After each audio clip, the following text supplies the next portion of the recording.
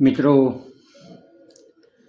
આજે રાજકોટમાં એક અજીબ ઘટના જોઈ, એટલે એના વિશે વાત કરવી છે.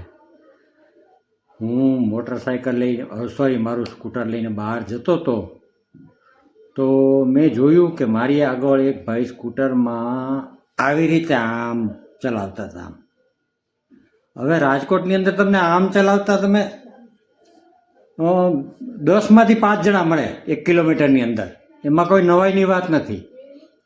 પણ આમાં નવાઈની વાત એ હતી કે એ ભાઈ આગળ ફોન નહોતો અને છતાંય આમ ચલાવતા હતા.